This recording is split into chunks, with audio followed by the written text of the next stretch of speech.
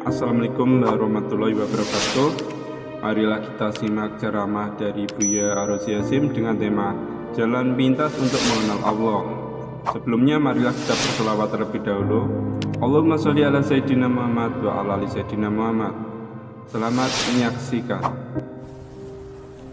Al-Asma'ul Husna. Tuan-puan, senangkah dipanggil dengan nama yang bagus?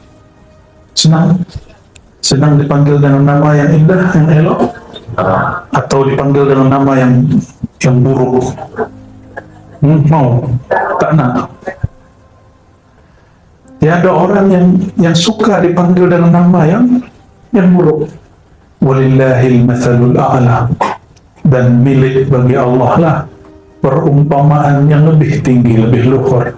Jika engkau saja tiada suka dipanggil dengan nama yang biasa, engkau suka dipanggil dengan nama yang luar biasa, nama yang indah dan elok, itu adalah sifat Allah yang Allah pantulkan, percikkan ke dalam dirimu. Jadi sebenarnya itu sifat Allah. Maka jangan terlalu suka dipuji. Pulangkan pujian kepada yang maha terpuji. Inilah makna alhamdulillah rabbil alamin. Kapan kita boleh terima pujian? Apabila kita melihat sifat Allah lah yang menutupi aib ini, lalu orang melihat sifat Allah meliputi diri, barulah boleh kita menerima pujian. Karena yang terpuji pada hakikatnya zat yang maha terpuji, Allah subhanahu wa ta'ala. Dan inilah syukur kita sebagai umat Nabi yang terpuji, Nabi Muhammad sallallahu alaihi wasallam. Betapa bingung dan herannya orang-orang kafir Quraisy, Abu Lahab, Abu Jahal hendak mencaci, tapi orang yang dicaci namanya orang yang terpuji. Muhammad, apa artinya? Orang yang terpuji. Bagaimana mungkin orang yang sangat terpuji dicaci maki? Oleh karenanya mereka tidak berhasil mencaci maki Sayyidina Muhammad SAW. Maka mereka menuduh Sayyidina Muhammad SAW sahirun majnun, penyihir. Tidak puas, sebut lagi majnun, gila. Itulah ya nafsu orang-orang kafir Quraisy. Dan saya bukan memberi ancaman kepada kita, hanya menakut-nakuti diri supaya siap sedia. Siapa saja yang mewarisi nur al-Muhammadi SAW, nur ilmu baginda SAW, maka ia akan juga dicaci. Ia juga akan dituduh sebagai penyihir lagi, gila. Nah, mungkin Datin Umi ini sudah dituduh gila juga. Gila habaib, gila ulama, tersesat sudahnya. Kawan-kawannya mungkin mengira dia sudah gila. Nah, tapi terserahlah mereka, ya, biarlah kafilah tetap berlalu dan anjing tetap ya menggonggong. Allahumma sholli ala sayyidina Muhammad. Walillahil asma'ul husna fad'uuhu biha. Maka milik Allah lah nama yang indah, nama yang elok. Maka semua nama terbaik berpulang kepada Allah subhanahu wa ta'ala. Fad'uuhu biha, maka panggillah Allah dengannya. Apabila saya ni kepada Ustaz, saya panggil hoi, pasti Ustaz tidak mau melirik. Betul tak? Hei, pasti tidak mau melirik. Karena Ustaz punya nama, punya gelar. Minimal saya panggil Ustaz. Ya, kalau tak tahu nama, panggillah Ustaz, jangan panggil hoi.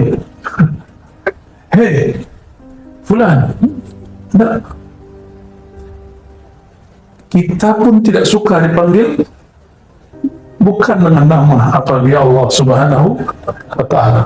Tapi baiknya Allah itu, ia menyimpan namanya bahkan dalam satu huruf. Huruf yang paling ringkas tentang nama Allah adalah Hu. Maka kul huwallahu ahad. Biasanya apabila kita menyebut dia dalam bahasa Melayu lain dengan huwa dalam bahasa Arab. Karena dia dalam bahasa Melayu khusus untuk orang ketiga, orang yang gaib, orang yang hari ini sahabat kita tidak hadir, lalu kita sebut dia. Betul tak? Tapi kalau menyebut Allahu, itu menunjukkan tanzih, mensucikan Allah dari semua fikiran-fikiran. Maka maknahu mencakup semua sifat 20. Orang kalau faham, belajar sifat 20, ada di sini majelis kajian sifat 20, wajib ada. Kita Ahlus Sunnah wal Jamaah, salah satu simbol kita adalah mengkaji sifat Allah yang 20. Bukanlah Allah itu bersifat hanya 20, tapi karena akal ini terbatas, ulama meringkasnya menjadi 20. Dari 20 orang akan faham bahwa sifat Allah Tabaraka wa Ta'ala tak terhingga. Apabila kita berkenalan dengan seseorang ta'aruf, pertama yang ditanya bukan sifat dan tempat tinggalnya, di mana duduknya. Pertama yang ditanya adalah apa namanya. Maka awal jalan ma'rifat mengenal Allah adalah mengenal nama Allah Subhanahu wa Ta'ala. Saya lihat wiridnya sudah bagus, suaranya sangat merdu. Tinggal suara dan wiridnya diisi dengan warid. Warid itu dimulai dengan ta'lim. Innamal ilmu bita'allumi. Ilmu itu mesti diambil dari guru. Lain dengan futuh, lain dengan wahbiyah, bukan wahabi. Wahbiyah itu pemberian bakat dari Allah. Ya. Tiba-tiba malam Lailatul Qadar atau malam nisfu Sya'ban, mimpi melihat cahaya, esok hari sudah mampu urut orang. Nah, itu namanya wahabiyah. Apa namanya? Atau tiba-tiba habis selesai wirid zikir, tertidur, melihat singa masuk ke badannya. Bangun tidur, dia mampu silat singa. Itu wahabiyah, tapi hati-hati, wahabiyah tidak selalu mutlak langsung dari Allah. Siapa tahu dari jin, dari khadam-khadam, maka kita mesti berhati-hati. Dan cara menetralkannya, membersihkannya, cukup dengan kalimat tauhid, la ilaha illallah. Orang yang kuat baca la ilaha illallah, Allah bersihkan dia dari ilmu jahat. Dan coba tuan-tuan perhatikan di dalam Al-Quran, lafaz la ilaha illallah, seingat saya hanya ada 2, 4 atau 2, saya lupa, nanti tolong diingatkan. Seingat saya hanya 2 atau 4. Selebihnya lebih dari 20 ayat menyebut Allahu la ilaha illahu. Kadang dia guna lafaz Allah, kadang dia menyebut dirinya huwa. Maka huwa dalam bahasa Arab tidak hanya berarti dia dalam bahasa Melayu, tapi huwa ghayatut tanzih, ismun lit tanzih, nama untuk mensucikan Allah Ta'ala. Inilah yang tidak dipahami oleh beberapa da'i-da'i. Ya, kita maklumi karena ilmu itu berkembang. Ya, siapa tahu nanti dia merevisi kata-katanya yang mengatakan zikir dengan hu bid'ah. Nah, sudah ada di Malaysia yang bercakap begitu, sudah ada fatwa begitu. Ya salam. Siapa yang tak kenal dengan Imam Izzuddin bin Abi Salah, Imam Fakhruddin Ar-Razi? Bukan Fakhruddin Ar-Razi, kalau yang di depan Ar-Razi. Ini Imam Fakhruddin Ar-Razi. Imam Fakhruddin Ar-Razi, beliau wafat lebih kurang 606 Hijriah. Sekarang sudah berapa? 1446. Sudah berapa abad? 1 abad 100 tahun. Sudah berapa abad? Lama itu ya. 14 kurang 6 berapa? 8 abad, 800 tahun lebih yang lalu. Beliau telah tulis di jilid pertama daripada Tafsir Mafatihul Ghaib Imam Ar-Razi. Beliau menyinggung banyak sekali rahasia daripada nama Hu. Mana orang yang katanya pintar, cerdas, kenapa tidak membaca kitab ini? Ya, jadi Hu itu nama. Oleh karenanya Imam Ahlus Sunnah yang bernama Abdul Qahir Al-Baghdadi, boleh diulang namanya? Abdul Qahir punya kitab Usuluddin dan Al-Farqu Bainal Firaq. Apa nama kitabnya? Usuluddin satu, yang kedua Al-Farqu Bainal Firaq, ada lagi yang ketiga Al-Asma' wa Sifat, 3 mujalladat, 3 jilid. Beliau mengatakan hu ismun min asma'il husna. Huwa adalah salah satu nama Al-Asma'ul Husna.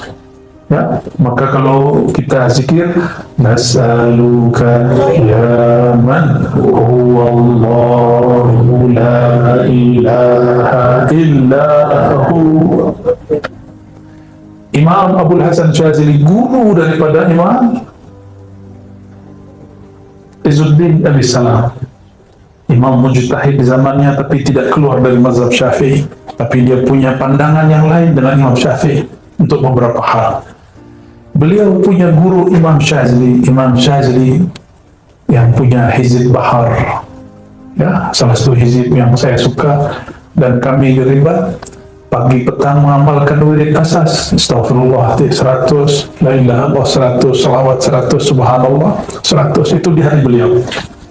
Imam Syazili, salah satu doa asma al-ismul a'azam, nama yang agung yang jika kita memohon dalam nama itu adalah hu. Maka beliau berdoa ya hu, ya hu, wahai yang menyebut dirinya huwa. Waw itu waw zaidah, pada dasarnya hanya hu. Waw itu tambahan dalam bahasa Arab. Jadi al-aslu fihi hu, bila waw. Ada hu tanpa nyebut wa kul huwa Allah, karena dia disambung maka dibaca huwa Allah. Tapi jika dia diwakafkan Allahu la ilaha illa hu, betul lah, begitu cara bacanya sahih, ada matnya hu. Maka apabila Tuan Puan ambil talqin zikir dari ahlinya, salah satu talqin zikir itulah talqin zikir dengan surat Qul huwallahu ahad, Qul hu Allah. Jika dilakukan dengan teknik yang benar, kaifiat yang sahih, dia akan membuat wajilat qulubuhum. Jika disebut namanya, bergetarlah hati. Ya, jika disebut nama Allah, bergetar hati. Tapi kalau menyebutnya belum tahu caranya, maka hati tiada bergetar. Ya, maka pelajari ilmu ini dari ahlinya, jangan dari YouTube. Ya, pelajari dari siapa? Fas'alu ahla dzikri in kuntum la ta'lamun. Tapi ingat, tidak semua dokter itu spesialis. Maka tidak semua dai ustaz menguasai ilmu talqin. Banyaklah orang mentalkin dan memberi ijazah, tapi sedikitlah orang yang punya sir daripada la ilaha illallah. Ambil dari ahli sir, ahli zikir, insyaallah nur Allah akan hidup di dalam kalbu kita. Orang nur Allah hidup di kalbunya, maka sebesar apapun dosanya tidak akan membuat dia putus asa untuk pulang kepada Allah, karena dia tahu ini yang kami kaji tadi pagi, ya, tapi karena memang tidak ada live ya. Apa itu? Was-was syaitan dan terjerumusnya seorang hamba dalam maksiat itu adalah jalan bagi salik untuk kembali kepada Allah. Maka min alamati, di antara husul taubah, terbitnya nur taubat pada diri seorang hamba, si hamba dimunculkan rasa dia bersalah di hatinya, rasa dia berdosa di hatinya. Coba perhatikan, Sayyidina Muhammad SAW berdosakah? Ada dosa Nabi Muhammad SAW? Tuhan, hari ini ada dosa? Matanya berdosa? Lidahnya kalau usah pandang orang, pandang diri kita. Kolbunya hari ini dosa nggak? Kita tidak usah memandang siapapun, pandanglah diri ini penuh dengan dosa. Dosa itu kotoran. Senangkah sedihkah Tuan Puan memandang orang yang di pada tubuhnya, badannya, wajahnya ada kotoran? Nah, apalagi Allah Subhanahu wa Ta'ala. Allah memandang kepada wajah kolbu. Apabila mata ini berdosa, kolbu langsung hitam. Dan Allah tidak suka kolbu yang hitam. Tapi itu dosa zahir. Mendengar aib orang, ya, membicarakan aib orang, itu dosa zahir. Ada dosa yang tersembunyi. Adakah rasa, mohon maaf, hari ini diri kita merasa lebih soleh daripada orang lain? Ada? Merasa diri ini lebih alim dari orang lain? Ada rasa itu? Ada merasa diri ini lebih berilmu daripada orang yang duduk di kiri kanan kita? Ada rasa itu? Jika itu ada, ya Tuhan Puan jawab di hati lah. Jika itu ada, itu dosa lebih besar dari dosa memandang yang haram. Hari ini kawan kita, sahabat kita mendapat rezeki dari Allah. Ada rezeki materi, uang kah, duit kah, ada rezeki imateri, ya, mungkin populariti, mungkin dia disukai orang, dipuji orang, mungkin dia dapat ilmu. Ini rezeki juga. Maka setiap orang yang dapat rezeki pasti ada yang iri dan dengki. Adakah kita hari ini iri dengki kepada seseorang? Iri dengki itu menginginkan dapat nikmat yang Allah berikan kepada sahabat kita, saudara kita, dan kita ingin dia tidak dapat. Itu namanya iri dengki. Tapi ada iri yang positif. Kita menginginkan nikmat yang didapat saudara kita, tapi dia tetap mendapat nikmat tanpa perlu dia hancur dan binasa. Nah, itu boleh, ya. Maka dosa itu ada dua, dosa zahir, dosa batin. Tahukah saudara yang pertama kali iri dengki siapa? Iblis. Yang pertama kali sombong siapa? Iblis. Maka siapa yang merasa dirinya lebih, siapa yang iri dengki kepada orang, dia sedang mengambil sifat-sifat iblis. Dan ini wajib kita bertobat padanya.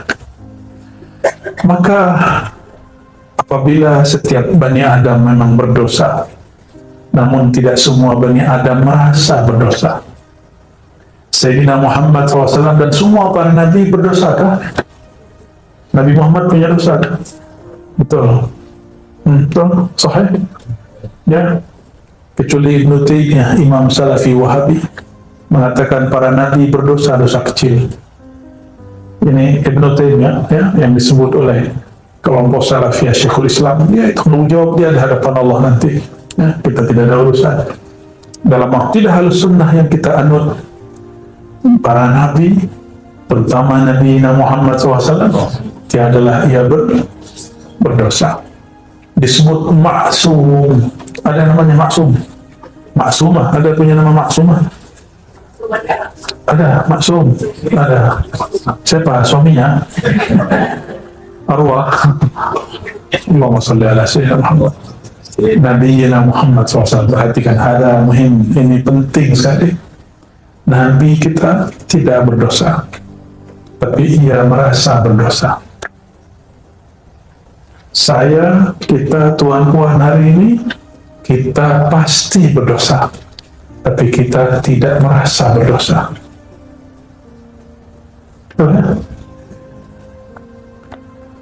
Para nabi alaihi salatu wassalam memandang dirinya jika melanggar satu adab, maka dia sampai dia wafat dia bertobat kepada Allah SWT. Sayyidina Ibrahim, dia berbohong 3 kali untuk kebaikan. Sampai nanti di akhirat orang minta syafaatnya, apa kata beliau? Duhai umatku, bukankah aku ini nabi yang berdosa 3 kali berdosa, 3 kali berbohong? Itu para nabi. Para nabi, dia berbuat sesuatu dan dia merasa bersalah di dalamnya. Maka semua para nabi tawwabin, semua nabi itu ahli tobat. ingin merasakan nikmat bertuhan, ingin merasakan nikmatnya zikrullah, benar-benarkan, betul-betulkan taubatnya. Apakah kita senang masuk ruangan tapi ruangannya kotor? Masuk masjid suraunya berdebu, apa namanya nih, tikar apa? Karpetnya sudah kotor, ya, banyak debunya, banyak kotoran-kotoran di dalamnya. Nyamankah? Nah, para imam ahli zikrullah mereka ijma' qalbul mu'min baitullah, rumah Allah, surau yang hakiki, masjid hakiki, bukan bangunan fisik itu. Karena bangunan fisik itu boleh diubah nanti jadi gereja. Seperti Hagia Sophia, sudah dari gereja jadi masjid, masjid jadi gereja, jadi museum, museum jadi gereja, jadi masjid lagi. Kalau bangunan boleh diubah, tapi kolbu ini tidak boleh dirubah. Nah, maka ini yang disebut baitullah hakiki. Jika seseorang masuk ke dalam dirinya, di dalam dirinya masih ada noda mata, noda telinga, noda pandangan, pendengaran, noda lisan, noda tangan dan kaki, noda kalbu, maka ia tidak akan lama tahan zikrullah. Dia tidak akan lama tahan dalam baitullah yang ada dalam dirinya. Padahal Sayyidina Muhammad SAW mengatakan dalam hadis yang sahih, "Idza ra'aita ahadan," jika engkau melihat seseorang suka datang ke masjid, fashhad lahu bil iman, maka saksikanlah dia benar-benar beriman. Oleh Imam Ghazali dimaknai bukan saja datang ke masjid yang fisik, itu betul, itu zahir iman. Tapi iman yang sesungguhnya apabila seseorang dia betah, dia nyaman, dia senang masuk ke dalam baitullah yang ada di dalam dirinya.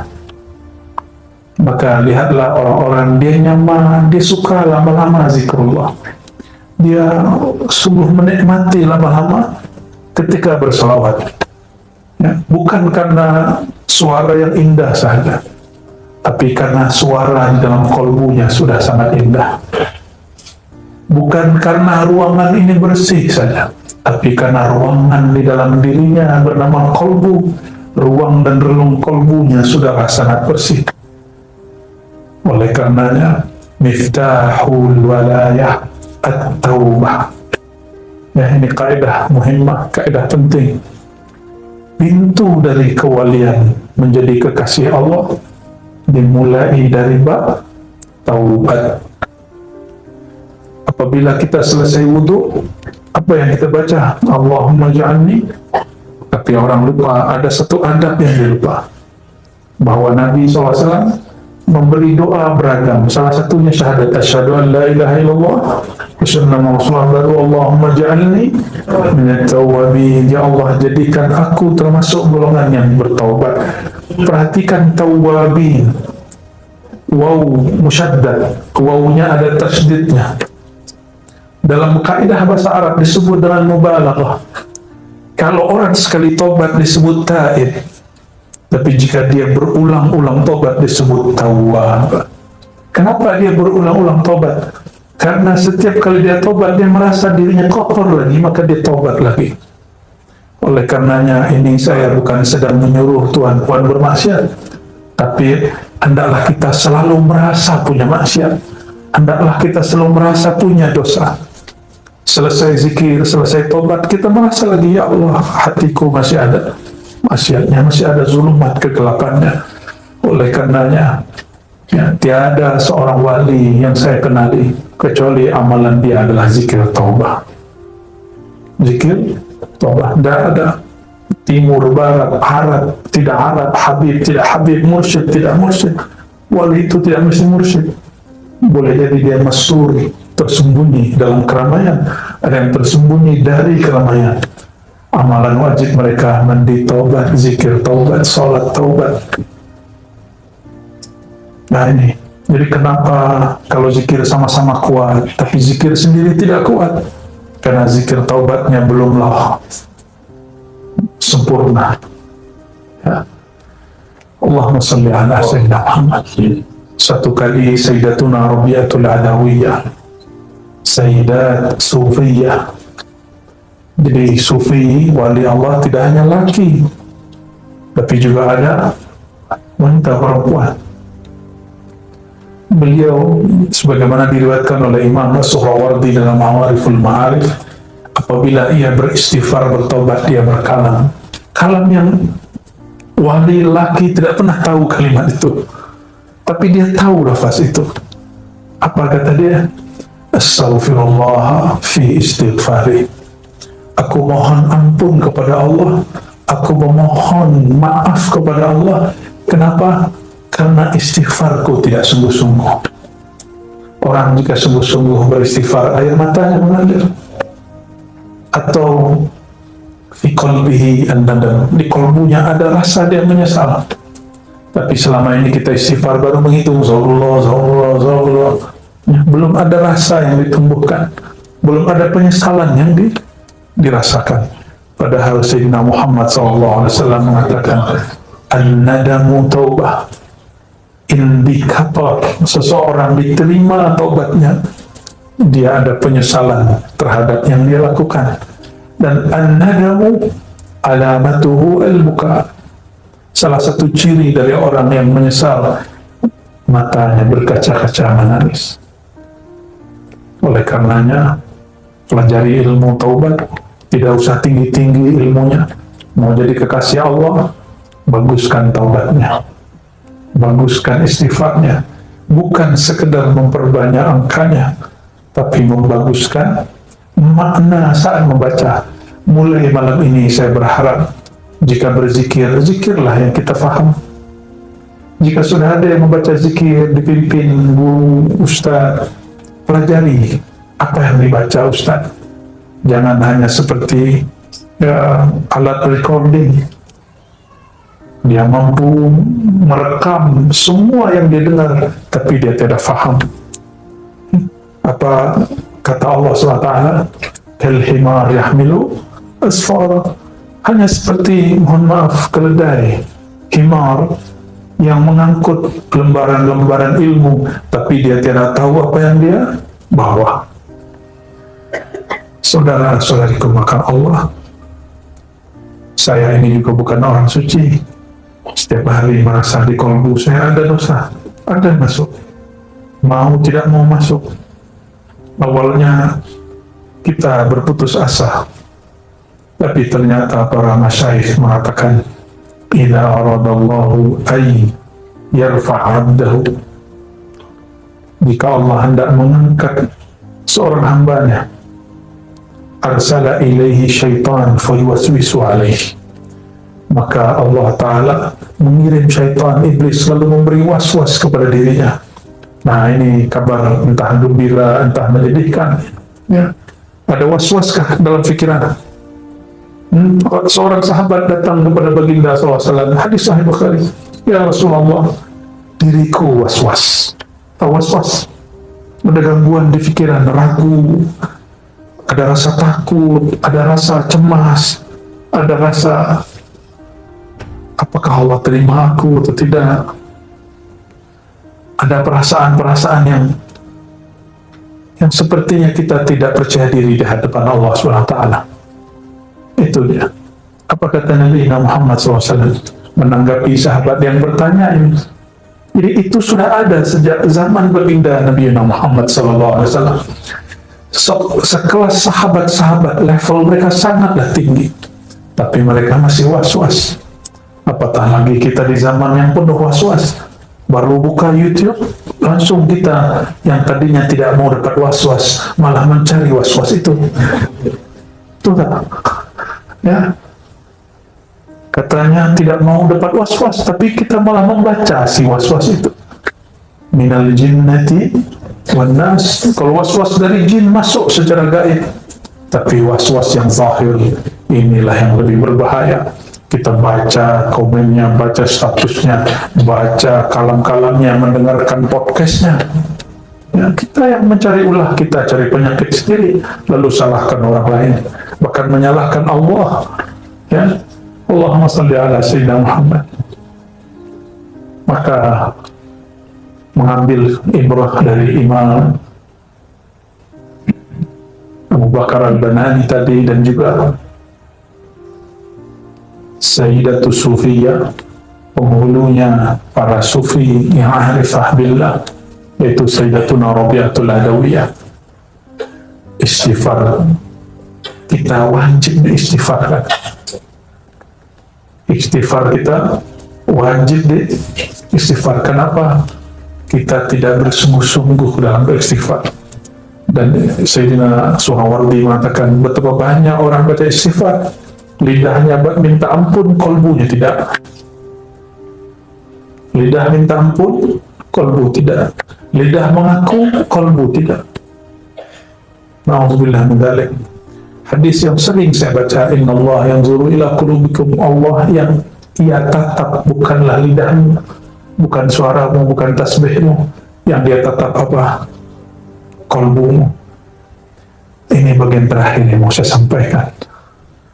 Kalau kita tidak bertemu orang yang kita suka, orang yang penting dalam hidup kita, jika tidak jumpa, pastilah kita membaguskan pakaian yang dilihat.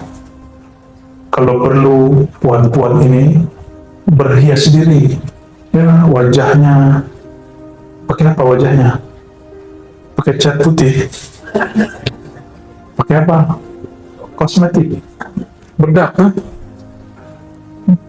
supaya apa?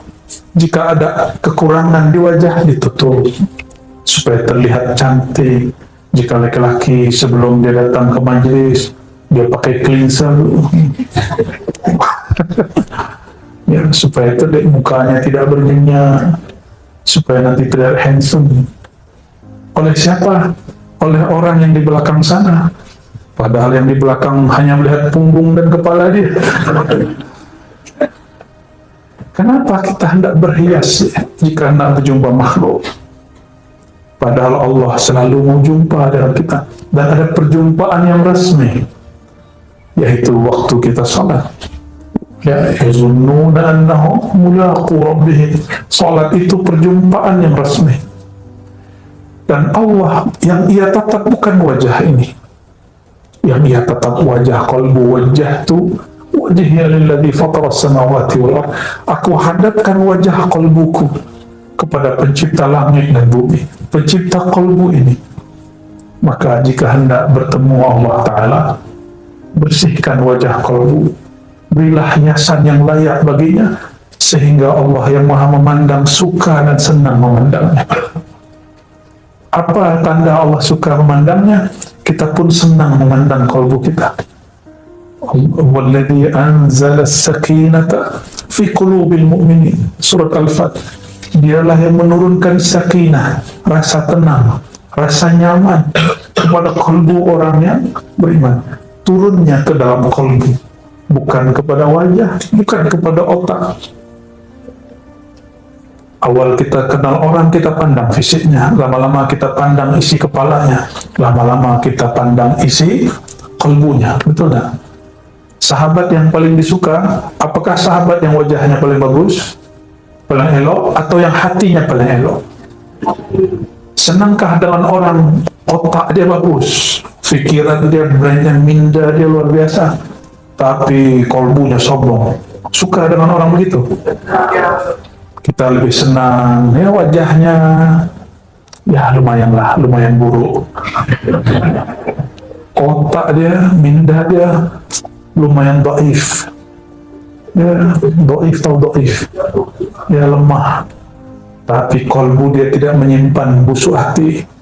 Kita suka berteman dengan orang begitu, betul tak? Kita nyaman jika berjumpa dengan orang begitu. Itu masalul a'la. Ini perumpamaan yang lebih tinggi. Allah lebih senang lagi kepada orang yang kalbunya tidak menyimpan busuk hati, tidak menyimpan sombong diri. Senangnya Allah memandang orang begitu. Kapan mulai konflik muncul di surga? Ketika Azazil yang kemudian diberi gelar iblis merasa dirinya lebih tinggi daripada Sayyidina Adam. dan dia iri kepada anugerah Allah kepada Sayyidina Adam, maka bermulalah konflik, bermulalah pertengkaran. Ya, jangan sampai itu terjadi. Kita punya sahabat, wajahnya senang kita melihatnya, akal fikiran minda dia juga sangatlah cerdas, IQ-nya sangatlah tinggi, qalbunya sangatlah baik. Itulah afdalul ashab, sahabat yang paling mulia. Jika dia sahabat, jika dia guru yang paling disebut al-mursyid kamil mukamil, guru yang kamil, ideal, bukan sempurna. Sempurna hanya milik Allah, ya, sangat ideal. Maka saudara-saudariku yang bukan Allah, karena Allah hanya menatap kepada wajah, kalbu, mari merias wajah kalbu. Ya, ini puan-puan ini merias wajah ini setiap hari kan? Oh, kalbu kita cemburu. Apa kata dia? Ya Allah, hambamu ini merawat wajah zahirnya setiap hari, tapi wajah yang kau tatap dia hanya rawat sesekali saja. Wajah ini, kata ahli kecantikan, mesti dibersihkan minimal 2 kali sehari. Tahu lah kita ya, pagi, petang ya, atau bangun tidur sebelum tidur. Maka saya pun katakan minimal jika hendak membersihkan kalbu, bersihkan 2 kali sehari, sebelum bangun tidur dan sebelum tidur.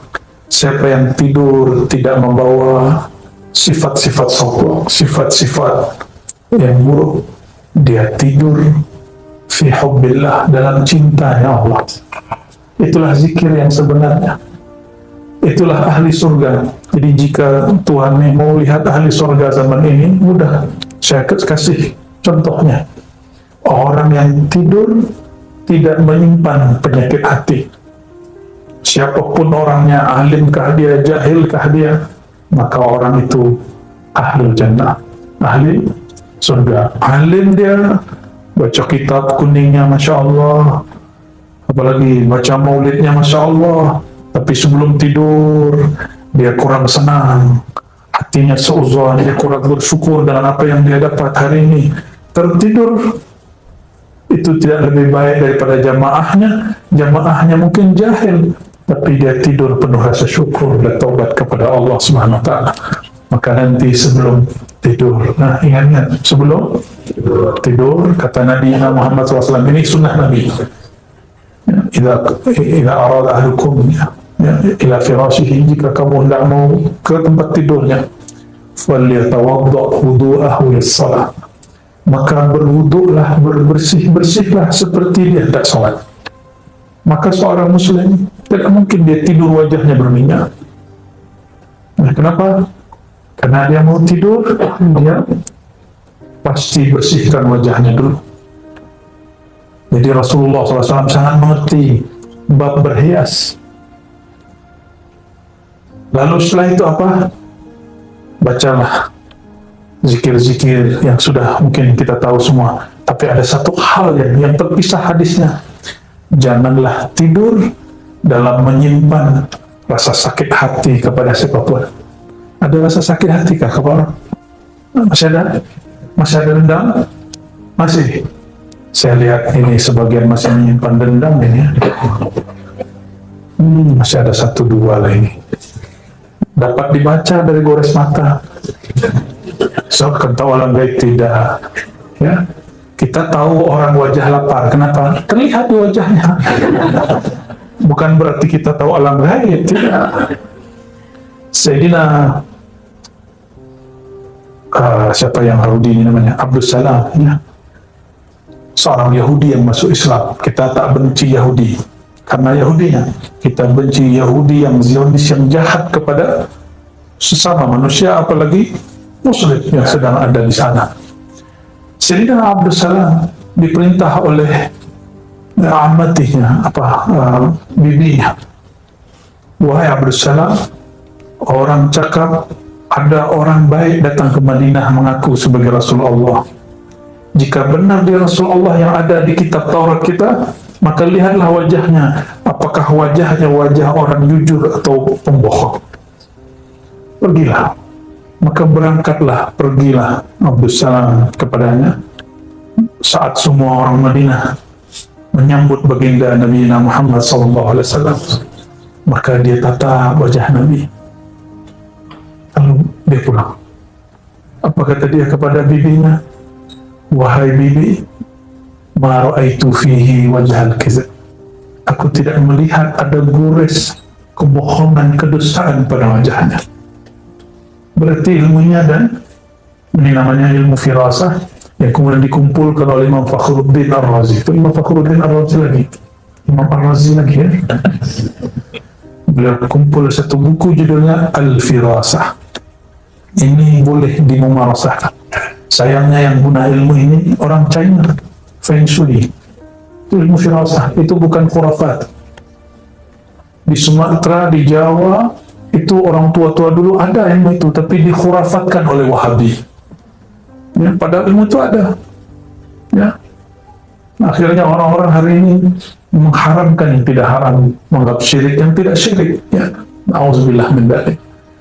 Kembali kepada yang tadi, jika hendak tidur, setelah kita bersihkan yang zahir, bersihkan juga yang batin, maka sebelum tidur pegang dadanya, katakan, ya Allah, jika ada di dalam hatiku rasa benci, rasa sakit hati, rasa bermusuhan, rasa sombong, rasa semua yang buruk-buruk, tolong Engkau angkat dan hapus ya Allah. Barulah baca Bismikallahumma. Coba nanti, dan hidupnya pasti bahagia.